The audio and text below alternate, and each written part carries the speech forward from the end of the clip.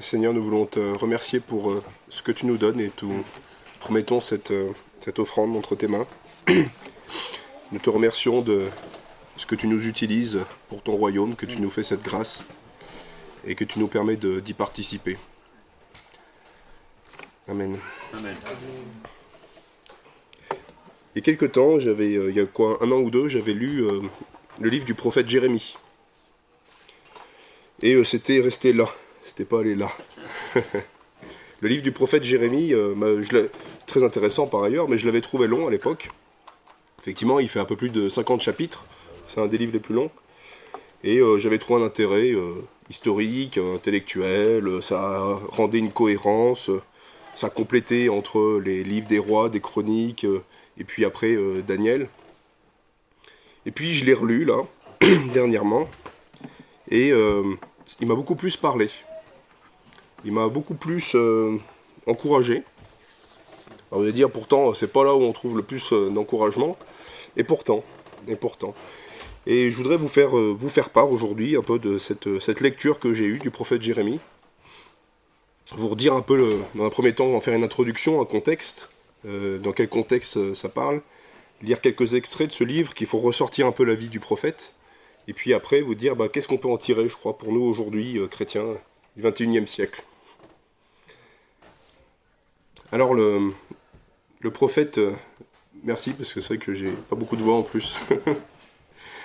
Le prophète Jérémie, il a prophétisé pendant à peu près 40 ans. Donc il a eu une très grande longévité, de moins 626 à moins 587, voilà, pour vous donner un ordre d'idée. Il était cité dans le livre, bien sûr, de Jérémie, mais c'est aussi lui qui a écrit le livre des Lamentations. Et il apparaît dans le livre des Chroniques aussi. Donc il était quand même réputé. Daniel le mentionne aussi dans son livre, puisqu'il fait référence à une de ses prophéties. Donc voilà, Jérémie est reconnu par les autres livres, mais il était démontré qu'il a véritablement existé, j'ai envie de dire aussi par les sources païennes. Alors si vous voulez aller voir, vous regarderez les fragments d'Ostraka. Voilà. On a retrouvé des sceaux alors pas de Jérémie même, mais de Baruch. Vous savez, c'est son serviteur, c'est son ami, et il a été mentionné par les annales babyloniennes. Voilà. Et d'ailleurs, la description qu'il fait du siège de Jérusalem et la destruction, c'est vraiment, quand on recoupe ce que les annales babyloniennes disent, montre que, pour le coup, tout le monde est d'accord de dire ce qui s'est passé, et c'est assez vrai. Donc l'existence avérée, même d'un point de vue scientifique, en dehors de la Bible. Alors Jérémie, il a connu les 5 derniers rois de Juda. Donc il a eu le temps de prophétiser, mais aussi de refaire ses prophéties et de les réadapter à chaque roi. Il a assisté à la destruction de Jérusalem, du temple, etc. Et il a fini sa vie probablement en Égypte. Donc il n'a pas été exilé à Babylone, il a eu cette grâce. Il aurait voulu rester à Jérusalem, mais il a suivi le petit reste des gens qui étaient là, et ils sont tous allés en Égypte. Voilà brièvement un peu le contexte. Alors la structure du livre de Jérémie, elle est assez bizarre. Il ne faut pas y aller en se disant qu'on va assister à un récit. La structure du livre de Jérémie, elle est pas du tout chronologique non plus. C'est-à-dire qu'à un moment donné, on va retrouver une prophétie qui date du roi Josias, et puis quelques chapitres plus loin, on va retrouver une prophétie qui date du roi Sédécias, et il va y avoir 40 ans entre les deux, mais 2 chapitres. Et puis après, il revient avec des prophéties sur les rois entre. Donc c'est un peu éparse. Et en fait, on se rend compte que c'est écrit, vous savez, comme font souvent les Hébreux, les Juifs, et même encore parfois, on retrouve ça dans les évangiles, en pyramide. C'est-à-dire que on met d'abord une introduction et une conclusion importante. Après, en deuxième partie, on va retrouver tous les oracles de Juda, contre Juda, toutes les prophéties qui vont concerner Juda. Et à la fin du livre, juste avant la conclusion, on va avoir toutes les prophéties qui vont concerner les autres nations. Édom, Babylone, voilà, l'Égypte. Et donc c'est vraiment encadré par ces prophéties. Puis après, on va avoir, j'ai envie de dire encore une couche de part et d'autre, qui sont des récits. D'abord le récit, là pour le coup, de la vie de Jérémie, et les récits des derniers jours de Jérusalem. Et au milieu du livre, le centre, en fait, c'est les prophéties de rédemption et d'espérance. Il en a fait, oui, oui. Et ce qui montre en fait que c'est vraiment le sens du livre est tourné vers l'espoir, vers le retour de Jérusalem, et que ça c'est le centre.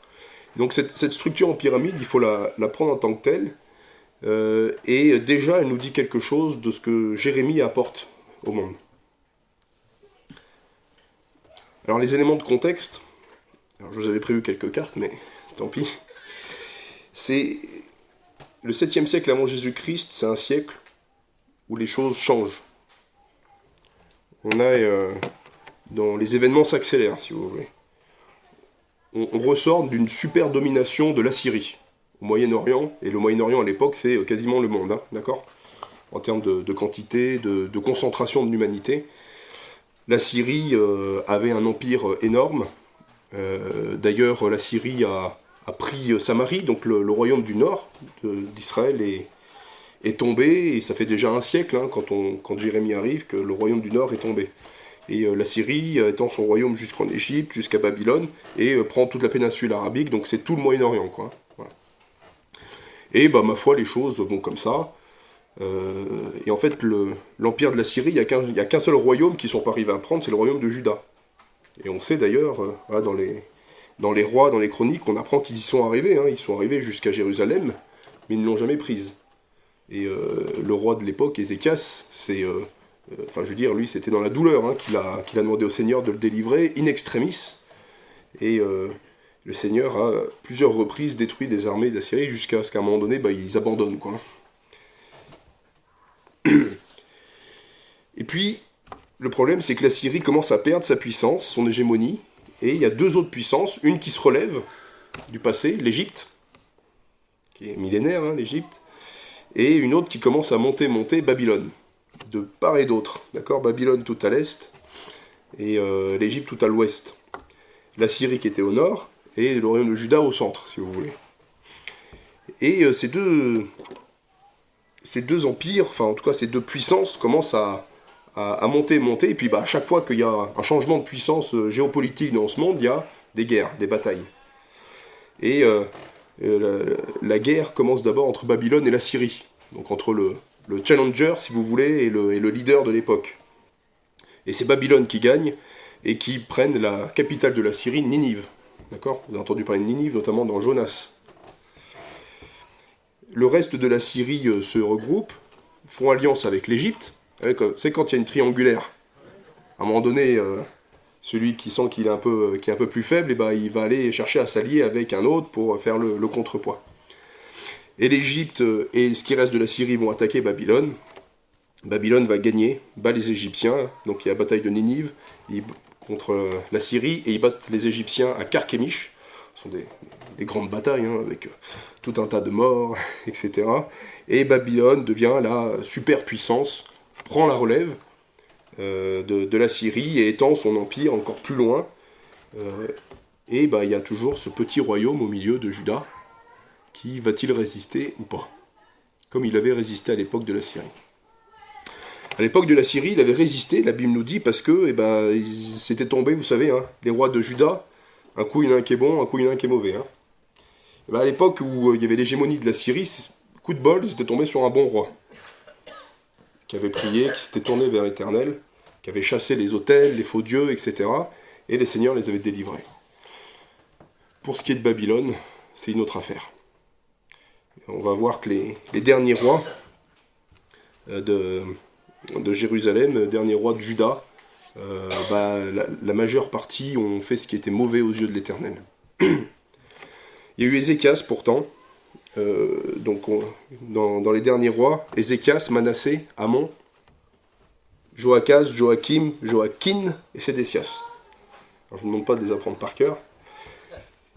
Ézéchias, c'était le roi qui avait résisté à la Syrie. Après Ézéchias, il y a eu deux rois, Manassé et Amon, qui ont été terribles, les pires. Surtout Manassé. Manassé, il tenait une couche, hein. C'est-à-dire qu'il a remis les faux dieux de partout, y compris dans le temple. Il était nécromancien, donc il faisait parler les morts, sorcier. Il a fait passer son fils, il a sacrifié son fils au dieu Moloch. Pour un roi de Jérusalem, la ville sainte, la ville de Dieu. Et la Bible nous dit, on ne sait pas trop ce qu'il y a derrière, mais il a fait couler beaucoup de sang innocent.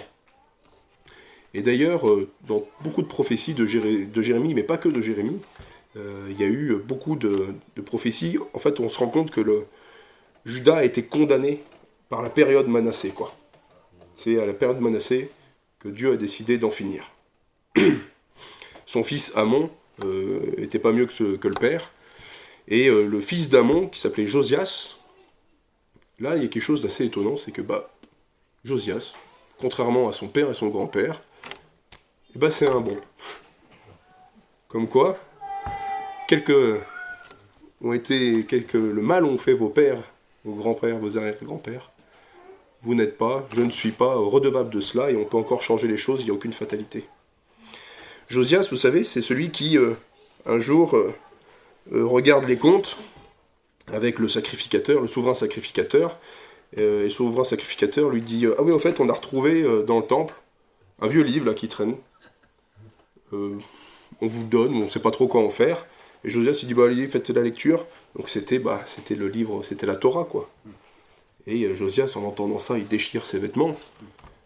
Il dit « Mais c'est pas possible. On a atteint le fond du trou, quoi. On en est tellement loin. » Il va trouver, non pas un prophète, mais une prophétesse, qui va lui dire, de toute façon, Judas, c'est trop tard et condamné. Mais toi, parce que tu t'es repenti, tu ne verras pas la fin du royaume de Juda. Et effectivement, ce sont les enfants de Josias qui verront la fin du royaume de Juda. Et Josias, malgré tout, fait quand même une réforme. Il essaie de détruire tous les autels, tous les faux dieux.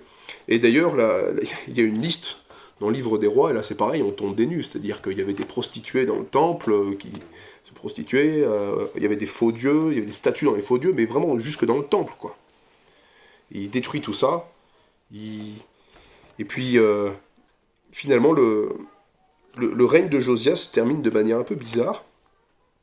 Le Seigneur lui avait dit, te mêle pas de ce qui se passe autour, toi tu vivras heureux jusqu'à la fin de tes jours.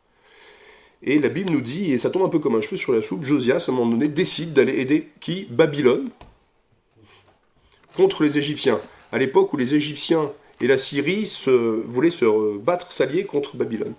L'Égyptien, avec le pharaon Nécho II, allait au secours de la Syrie, et Josias est sorti avec ses troupes pour aller se battre contre les Égyptiens. Et il y perd la vie. Alors, étrange, n'empêche que c'est à partir de ce moment-là que le versant tourne, parce qu'après, tous ceux qui lui succéderont seront des mauvais rois. Au pire moment, quand les leaders deviennent mauvais, il n'y a plus rien qui peut sauver un collectif. Et à l'époque d'Ézéchias, à l'époque de Josias, on nous dit que quand même, Israël n'était pas terrible, hein. Enfin le royaume de Juda, n'était pas terrible en termes de moralité. Mais parce qu'il y avait quelqu'un qui était à leur tête, qui a fait changer les choses, le Seigneur est revenu, ou a reconsidéré ses jugements. Nous puissions aussi nous dire, nous, que parfois, un seul homme, une seule femme, peut changer les choses, peut faire revenir. Vous savez, je crois que l'Éternel, et on le voit dans tous les prophètes qui ont lieu à peu près à cette époque, notamment Amos, le Seigneur dit, j'ai décidé tel jugement. Et Amos, il intercède. Le Seigneur dit, je reviens sur ce que j'ai dit. On pourrait en parler longtemps. Est-ce que le Seigneur avait prévu que Amos intercéderait et qu'en fait il avait une vision avec, comme aux échecs, 5 coups d'avance? Peut-être. Mon intelligence est trop petite pour comprendre comment le Seigneur avait prévu les choses. N'empêche que, à notre vision, à nous humains, on peut voir que le Seigneur change parfois ses projets, les décale. Pour Josias, il a décalé ses jugements. Et puis après Josias, son fils Joachaz va durer que 3 mois, parce que le pharaon, il va avoir une défaite à Carchemish, il repasse par Juda en passant, et puis, on ne sait pas pourquoi aussi, la Bible n'est pas très claire, il démet le roi, Joachaz, et il met Joachim. Joachim, il va rester 11 ans. Et Joachim, c'est un autre fils du roi Josias. Joachim va faire ce qui est mal aux yeux de l'Éternel. C'est lui qui va, à un moment donné, quand Jérémie va lui dire...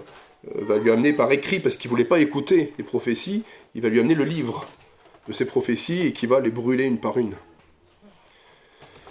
Et Joachim va être déporté, lui, à Babylone. Parce que Babylone, vous savez, ils sont venus plusieurs fois. Hein.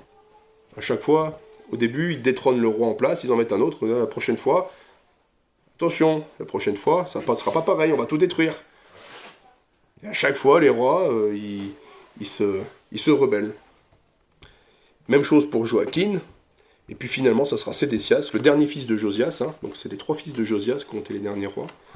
Donc là encore, hein, un père bon, un père qui a fait des réformes, et les fils qui, j'allais dire un mauvais mot, qui dérivent.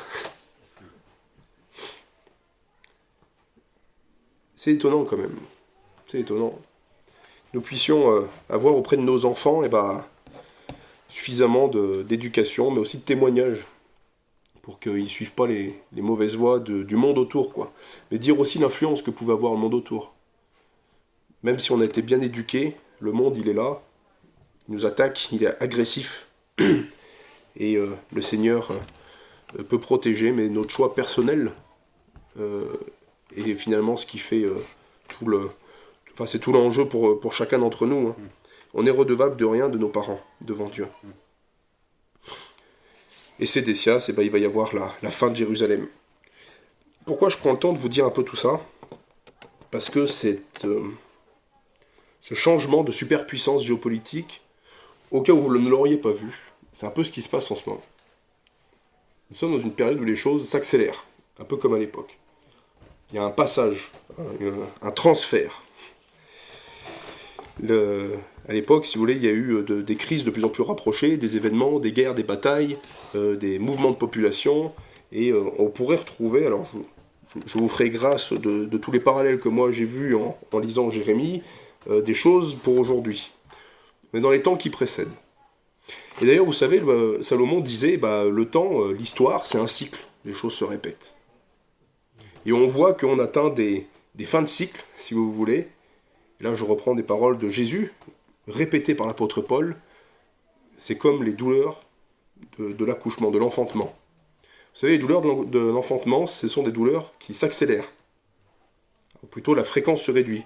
Au début, c'est toutes les... je dis peut-être une bêtise, toutes les 5 minutes, puis après, toutes les 3 minutes. Et puis après, quand vraiment ça s'est bien rapproché, l'enfant, à un moment donné, il naît. Quoi. Le cycle de temps, c'est pareil. L'histoire, c'est pareil. À un moment donné, tout va. Enfin, en tout cas, je dis pas que tout va bien, mais en tout cas, il y a une certaine stabilité. Puis d'un moment, tout s'accélère. Et puis ça vient de plus en plus rapprocher. Les guerres, les famines, les histoires, les crises, les pandémies. Ça se rapproche, ça se rapproche, ça se rapproche. On sent qu'il y a quelque chose qui va sortir. Quoi? Il faut se replonger dans les prophéties bibliques. En tout cas, l'histoire se répète. Une autre chose aussi qui se répète, c'est qu'à un moment donné, quand on arrive un peu à ces fins de cycle, c'est souvent quand l'immoralité prend le dessus, devient aussi hégémonique. Quand de partout, il y a des choses que le Seigneur rejette avec véhémence, qui prennent le dessus, sont acceptées, sont même promues. Et je ne saurais pas par quoi commencer si je voulais en faire la liste aujourd'hui en France et dans le monde de manière générale occidentale. Homosexualité, l'immoralité qui s'amplifie, des crises de plus en plus rapprochées, un changement de superpuissance géopolitique, ou en tout cas on redessine un peu les cartes du monde. C'est un peu ce qui est en train de se passer ici aussi. Et en quelque sens, vous savez, à l'époque de Jérémie, à l'époque de ces derniers rois d'Israël, de Juda, il y a eu tout un coup, tout un flot de prophètes. Il n'y en a pas eu pendant longtemps, où il y en a eu 1, 2, et à ce moment-là, il y en a plein. C'est à ce moment-là qu'on retrouve Naoum, Sophonie, Habakkuk, Abdias, voilà, ils sont tous dans la même période. Hein. Tous dans la même période. Et il y en a un qui prophétise sur Juda, qui a l'air pour Juda, il y en a un qui prophétise sur Babylone, un sur Ninive, sur la fin de Ninive. Et je crois que le Seigneur, quand on est dans ces fins de période, ces fins de cycle, il envoie aussi des gens. Vous savez, vous connaissez cette prophétie, dans les derniers temps, elle viendra sur les jeunes gens. Les jeunes gens auront des songes, des visions. Je crois qu'il y a aussi à un moment donné, parfois, quelque chose de prophétique qui ressort plus que d'habitude. Je ne sais pas si c'est le cas aujourd'hui. Je vous laisse libre d'y réfléchir, de l'interpréter. Mais je crois qu'on est dans un début d'accélération de quelque chose. Voilà, moi, comment je le situe. Après, je pense que les cycles se répètent. Une fois, j'ai prophétisé, pardon. J'avais prêché là-dessus. Et je pense que le dernier cycle, ça sera celui un peu de l'Apocalypse, hein, c'est-à-dire que ça sera la fin, le retour du Seigneur. Peut-être que nous préparons cette fin-là en ce moment. Jérémie, si on reprend un peu sa vie assez rapidement, c'est quelqu'un qui a été appelé très jeune. Je vous invite à lire Jérémie, quelques versets, je dirais que quelques extraits et à chaque fois que quelques versets. Pour aller assez vite, Jérémie 1, verset 4-9, l'appel de Jérémie. Chapitre 1, verset 4. La parole de l'Éternel me fut adressée en ces mots. Avant que je ne te forme dans le ventre de ta mère, je te connaissais. Et avant que tu ne sortes de son sein, je t'avais consacré. Je t'avais établi prophète pour les nations. Je répondis à Seigneur éternel, je ne sais pas parler. Je suis encore un jeune garçon. Et l'Éternel me dit, ne dis pas je suis un jeune garçon, car tu iras vers tous ceux contre qui je t'enverrai. Et tu déclareras tout ce que je t'ordonnerai. Ne les crains pas, car je suis avec toi pour te délivrer. Prophétie de l'Éternel, puis l'Éternel étendit la main et toucha à ma bouche. Et l'Éternel me dit, voici que je mets mes paroles dans ta bouche. Un peu plus tard, au chapitre 5, verset 14, il y a un verset que j'aime bien qui dit, le Seigneur redit, je place mes paroles dans ta bouche comme un feu. Et en fait, le prophète Jérémie, plusieurs fois, on en lira un extrait après, regretter d'être ce prophète-là, d'avoir à dire toutes ces choses. Parce que les prophéties contre Juda, elles sont pas marrantes. Hein. Et au début, le Seigneur, dans certaines prophéties qu'on peut lire dans les prophètes précédents, il dit, si vous changez, peut-être que je reviendrai sur ce que j'ai résolu. Mais au moment de Jérémie, on n'est plus là. Les prophéties, c'est voilà ce qui va arriver. Point final. La condamnation est déjà mise. Quelquefois, il y a mais peut-être que vous changerez, peut-être que vous reviendrez. C'est assez étonnant. Il y a peut-être encore un espoir si à ce moment-là tout le monde s'était repenti, peut-être. Et Jérémie, c'est d'un point de vue prophétique, c'est assez intéressant, c'est-à-dire que Dieu a mis dans sa bouche, de manière physique presque, les paroles qu'il devait dire. C'était plus fort que lui. Il le dit, je ne sais pas parler, je suis trop jeune. On ne sait pas trop quel âge il avait, hein. Beaucoup d'interprétations sur le mot jeune garçon, peut-être 12, peut-être 14, 15, voilà, mais pas guère plus. Hein. Et Jérémie, il est allé, il a prophétisé de nombreux malheurs pour Juda. Et ça lui a valu une vie entière de souffrance. Hein.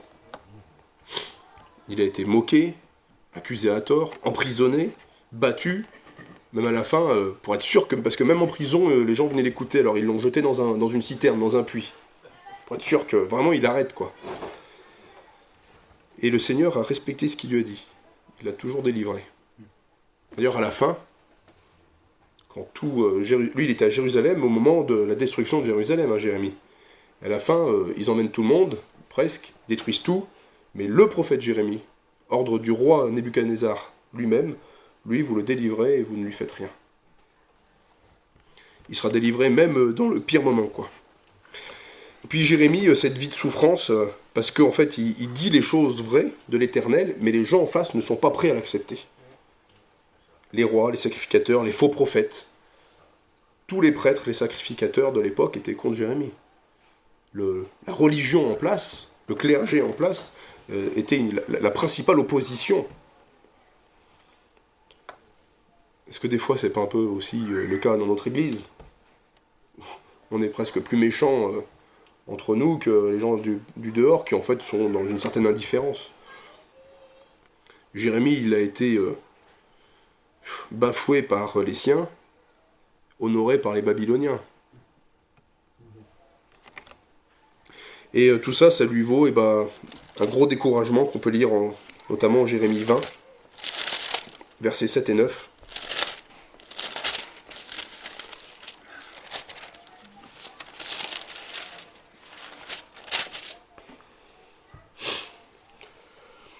Tu m'as séduit, Éternel, et je me suis laissé séduire. Tu m'as saisi, et tu as vaincu. Et je suis chaque jour en dérision. Tout le monde se moque de moi. Car toutes les fois que je parle, il faut que je crie. que je proclame violence et dévastation. Et la parole de l'Éternel est pour moi un sujet de déshonneur et de risée toute la journée. Si je dis, je ne ferai plus mention de lui, je ne parlerai plus en son nom. Il y a dans mon cœur comme un feu brûlant retenu dans mes os. Je me fatigue à le contenir, et en fait je ne le peux pas. Verset 14. Maudit soit le jour où je suis né. Que le jour où ma mère m'a enfanté ne soit pas béni. Vous voyez la souffrance du prophète. La souffrance du prophète qui en a marre, quoi, qu'on peut plus. Il n'a pas pu mener une vie, il n'a pas pu se marier, il n'a pas pu avoir d'enfants. Et sa vie a été sans cesse malheur parce qu'il devait annoncer les vérités de l'Éternel. Il n'en peut plus, mais il ne peut pas contenir ce que Dieu lui a dit de dire. Est-ce que ça ne vous fait pas penser à quelqu'un? Jésus et aux chrétiens d'aujourd'hui. À vous, à moi. On est la risée du monde. Ah oui, enfin, allez parler de Jésus aujourd'hui en France, quoi. On est la risée du monde, on se moque de nous. On n'est pas encore jeté dans des puits. Peut-être que ça reviendra. Dans certains pays du monde, c'est largement le cas. Dans beaucoup de pays du monde. Jérémie parle peut-être beaucoup à des chrétiens de certains pays, moins à nous. Vous savez, moi, pourquoi ça m'a parlé, Jérémie? Parce que mes modèles, moi, pour être un bon chrétien, c'est Paul, l'apôtre Pierre. Ils arrivent, ils font des miracles, les gens se convertissent. Parce que moi, je pense que quand on est chrétien, il faut porter du fruit, il faut avoir des résultats. Et quand on reprend Jérémie, on se dit, attends, le gars, toute sa vie, il a dû affronter des souffrances, et puis, je veux dire, tout le monde contre lui. Il ne pouvait pas retenir ce que le Seigneur avait mis dans sa bouche. Il a maintenu, il a persévéré pendant 40 ans. À chaque croix, il remettait le couvert, entre guillemets. Et quand le roi Joachim a brûlé le livre, il l'a réécrit. Après, à l'époque, c'était pas... je réimprime, hein. Il a persévéré, jusqu'au bout. Et moi, ça me parle parce que Jérémie, sa mission, elle était quand même terrible, quoi. C'est tu vas annoncer des vérités toute ta vie. Et à la fin, il arrivera quand même ce qui doit arriver. Il n'y aura pas de délivrance. Mais il a quand même répondu à la mission de l'Éternel. Et en fait, je me suis dit, je vais vous dire pourquoi ça m'a parlé, parce que on n'est pas là pour avoir des résultats. S'il y en a, tant mieux. Merci Seigneur. S'il y a des gens qui se convertissent quand on parle, s'il y a des gens qui écoutent, s'il y a des gens qui de leur vie est changée par ce qu'on fait, par nos œuvres, tant mieux. Merci Seigneur. Si on porte du fruit, merci Seigneur. Mais avant tout, nous devons faire quoi? Servir Dieu. Quel que soit le résultat. On doit maintenir le rythme de la course, comme dit l'apôtre Paul. Quel que soit le résultat. Quel que soit ce qui se passe autour. Il y a eu des périodes bénies dans l'histoire de l'Église, et tant mieux, et merci Seigneur. Il y a eu des réveils, tant mieux, merci Seigneur. Mais peut-être que nous, on n'est pas appelés à être dans un pays de réveil, à une période de réveil. Peut-être qu'on est appelés à être des Jérémies. À dire les choses, parce qu'il ne faut pas qu'on laisse tranquille le monde. Il ne faut pas qu'on le laisse tranquille. On doit lui dire la vérité. Comme Jérémie, il devait dire la vérité, c'était plus fort que lui. Nous, on doit dire la vérité aux gens. Vous allez en enfer, vous allez à la perdition, vous allez mourir. Vous n'avez pas d'espoir. Et moi, je connais la vérité. Et peut-être qu'il y en a 9 sur 10 qui vous riront au nez. Vous savez, moi, en ce moment, à Saint-Jean, c'est un peu le cas. On a l'impression d'avoir beaucoup parlé, et on a eu la grâce de pouvoir dire l'évangile à beaucoup de gens. On ne pensait pas que ça serait autant. Il y a beaucoup qui sont venus. Il y en a très peu qui sont restés. Et c'est un peu décourageant, et puis ce livre, je l'ai lu au bon moment. Seigneur, je ne suis pas là pour avoir finalement des résultats, ce que les gens décident en fin de compte, c'est entre guillemets leur problème. Mais moi, je fais ma mission. Je fais ce pourquoi je suis sur terre.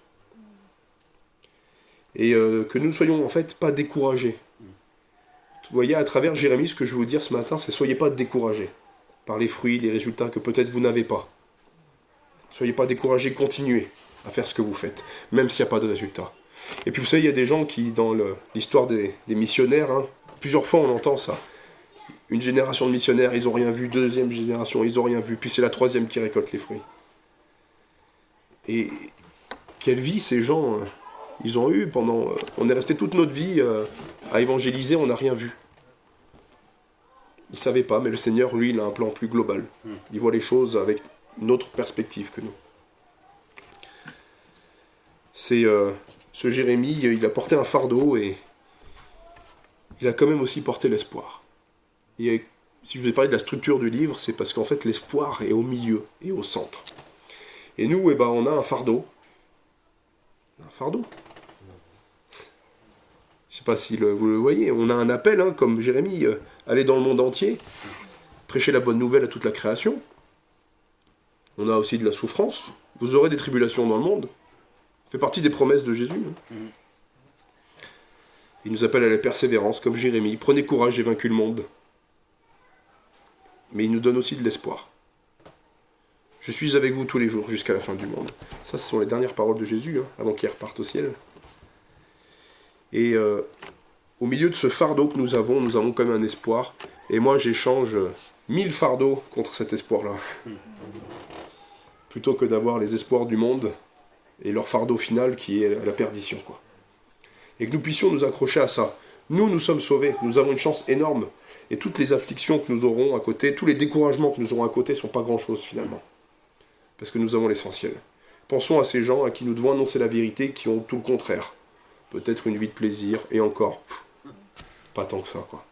Moi, je vois surtout des gens découragés, à bout, fatigués, dans le monde dans lequel on vit. Que nous puissions nous dire que nous avons la bonne place. Jérémie, il avait la bonne place. Il avait la bonne place dans l'histoire. Que nous puissions être encouragés par ça. Et je voudrais pour terminer lire justement un morceau d'espoir de Jérémie.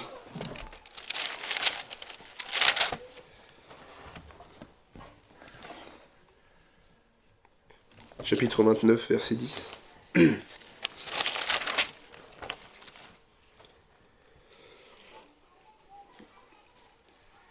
C'est le centre, le chapitre 29 du livre de Jérémie. Si vous devez lire un chapitre, c'est celui-là.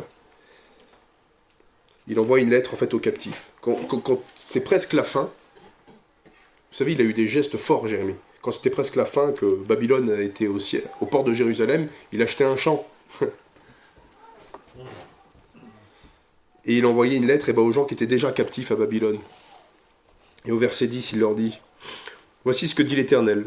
Dès que 70 ans seront écoulés pour Babylone, j'interviendrai pour vous, et j'accomplirai à votre égard ma bonne parole, en vous faisant revenir dans ce lieu. Je connais, moi, les desseins que je forme à votre sujet, desseins de paix et non de malheur, afin de vous donner un avenir fait d'espérance. Alors vous m'invoquerez et vous pourrez partir. Vous intercéderez auprès de moi, et je vous exaucerai. Vous me chercherez et vous me trouverez, car vous me chercherez de tout votre cœur. Et je me laisserai trouver par vous. Et je ferai revenir vos captifs. Je vous rassemblerai de toutes les nations, de tous les lieux où je vous ai bannis, et je vous ferai revenir dans ce lieu où je vous ai déportés. » Amen. Amen. Est-ce que c'est pas un peu pour l'Église, ça?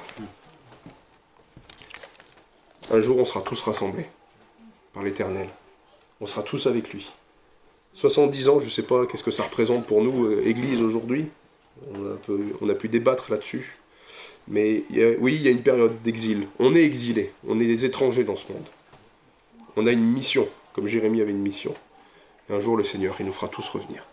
Les chrétiens des pays persécutés, les chrétiens des pays endormis, les chrétiens de partout. On sera tous rassemblés, comme un berger rassemble ses moutons. Et il nous exaucera, il nous écoutera. On sera tous avec lui. Que nous puissions garder cet espoir et tenir le rythme de la course. Amen. Père éternel, merci pour ce que tu nous dis ce matin. Merci pour ces prophéties millénaires qui nous parlent encore aujourd'hui, qui nous dit encore aujourd'hui quelque chose de toi et de ce que tu attends de nous. Merci parce que tu as tout prévu depuis toujours, Seigneur.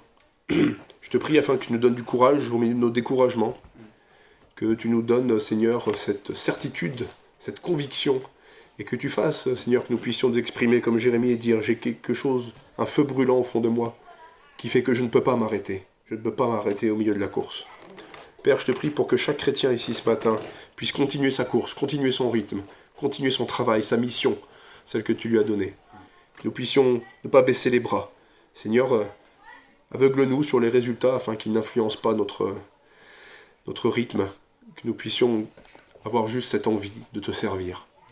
Père éternel, mets tes paroles dans notre bouche, mets ce feu au-dedans de nos cœurs. Et Seigneur, aide-nous à garder cet espoir, et que cet espoir soit plus fort que tout en nous. Je te remercie, Père éternel, pour ce que tu nous dis ce matin.